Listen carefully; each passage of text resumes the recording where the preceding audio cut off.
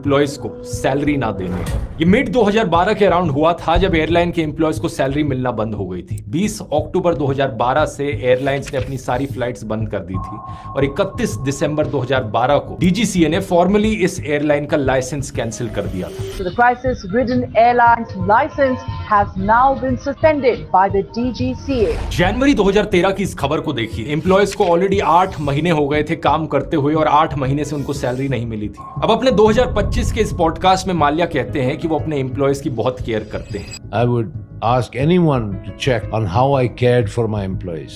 I was proud of the care that I gave to my employees. उन्होंने पूरी कोशिश करी थी सैलरीज पे करने की, लेकिन कर्नाटका हाई कोर्ट ने उनके फंड्स को सीज कर लिया था और उसकी वजह से वो सैलरीज कभी पे नहीं कर पाए। There was money lying in deposit with the Karnataka High Court. I specifically applied to court to pay the salaries of Kingfisher Airlines staff.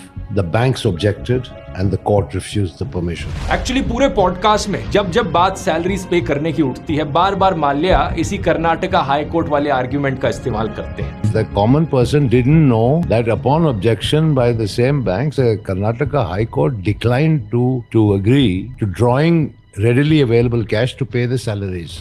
लेकिन यहाँ दो चीजें हैं जिनको वो ढंग से क्लैरिफाई नहीं करते। पहला, कर्नाटका हाईकोर्ट ने एक्चुअली में 2013 में किंगफिशर एयरलाइंस के कुछ फंड्स को सीज किया था, जबकि एम्प्लॉयज को सैलरी मिलनी मिड 2012 से ही बंद हो गई थी। तो क्या सैलरी ना पे कर पाने का ब्लेम हाईकोर्ट पर डालना सही है क्या? दूसरा, 2013 में जब माल्या ने हाईकोर्ट के सामने पिटीशन डाली थी कि वो सैलरी पे करना चाहते हैं अपने एम्प्लॉयज की, तो उस पिटीशन में सिर्फ 1 महीने की सैलरी की बात की गई थी।